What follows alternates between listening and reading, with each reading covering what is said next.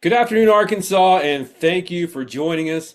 I'm your host, Kent Smith, here with All Hogs, and joining me, as becoming usual now, our uh, our recruiting guru for All Hogs, Jacob Davis. Jake, how's it going?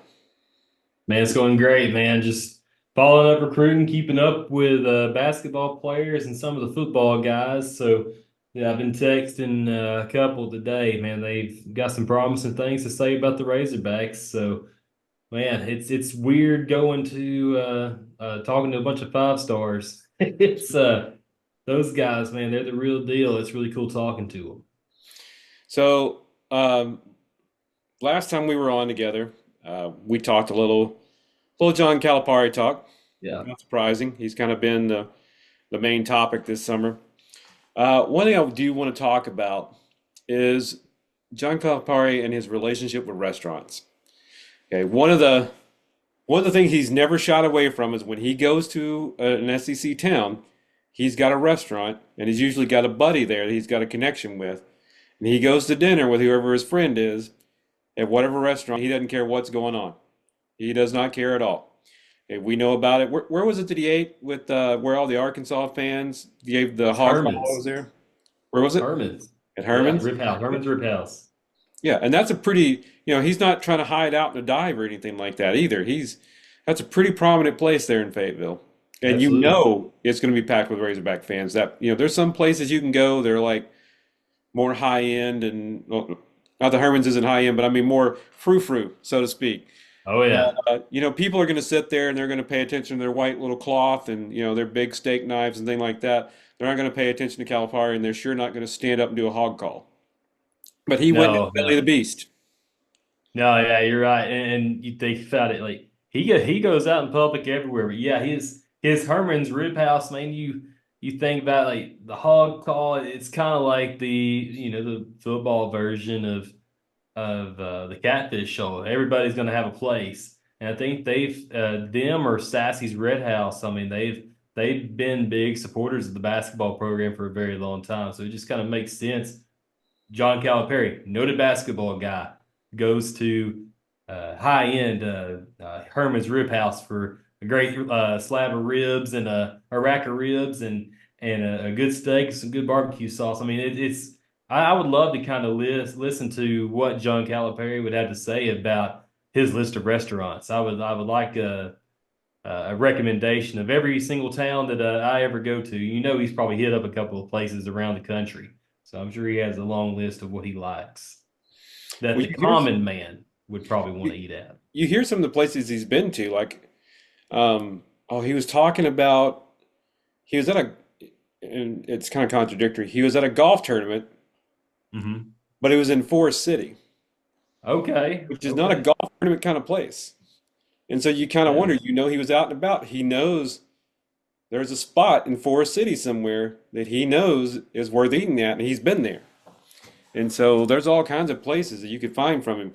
I'd be interested to hear, and let me say this, Coach, if you're watching, anytime you want to sit down, we'll do an interview at a restaurant if you want.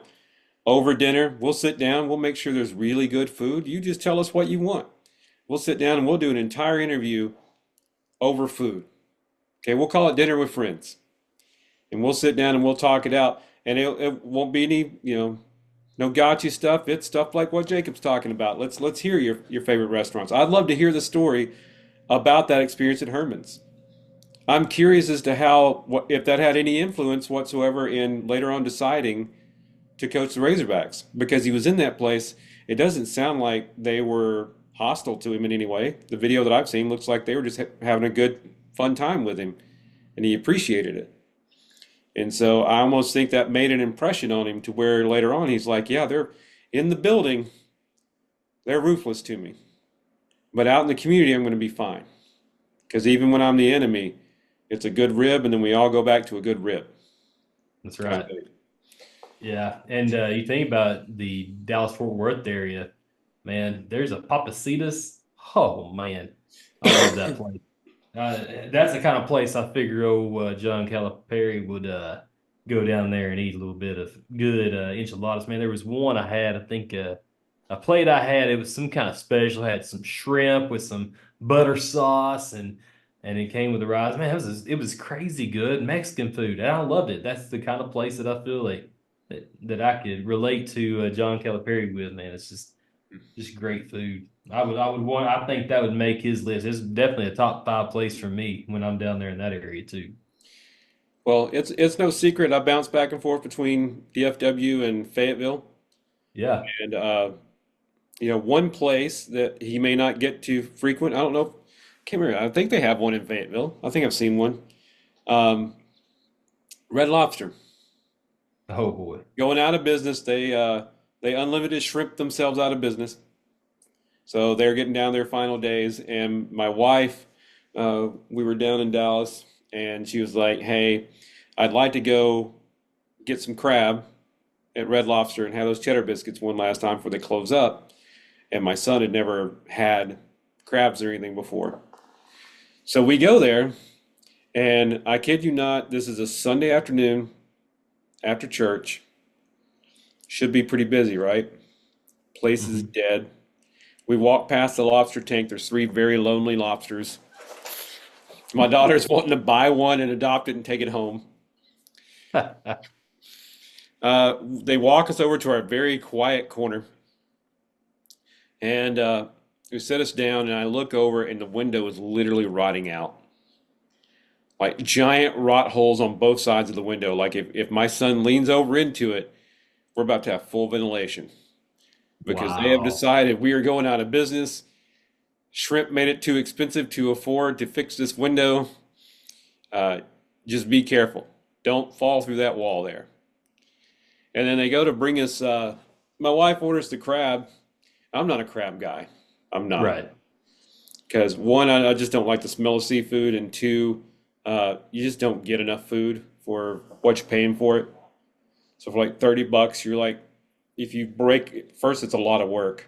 So watching her try to teach my son how to open this and how to get it out and everything, they're pulling up YouTube videos to teach him and all this stuff, and they're getting like the tiniest sliver of meat out of there.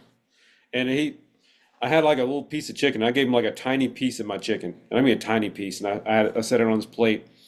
By the time he did like a half hour's worth of work of trying to get this crab meat out, and it's by that piece of chicken, it's still not as big as that tiny piece of chicken. And I'm just like, no, no. Uh, Too much work. so, Coach, if we do this, if you want to do this, have your people contact my people.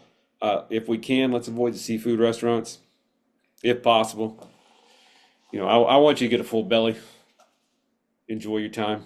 I don't want you walking away hungry like my kids did. Man, I usually pick places that give pretty good portions. So when I'm going back home sometimes around El Dorado and Magnolia, there's a place called the Flying Burger. Mm. And Ricky Smith, or Robert Smith, sorry, Ricky's his brother. I worked for Ricky, his brother. It was Abe's old heat house in Lawson, Arkansas, about 10 miles on the outskirts of El Dorado. And they were a family-owned Wait, restaurant. did you say And Lawson's? yeah, Lawson. It's right. There's Yeah. Lawson and Oh no, I know Urbana. where it is. Oh yeah, Is it? My grandparents used to drive me there. We would drive through these really? dark, dark, dark two-lane roads Yeah, forever, and then in the middle of nowhere, it looked like we were driving to a deer camp almost. yeah. There would be this restaurant, just there's nothing for miles, and they No, had the best, uh, like marinated grilled pork chops or something like that. I just remember as a yeah. kid, just like I loved when we went there. And the cinnamon rolls that would melt in your mouth.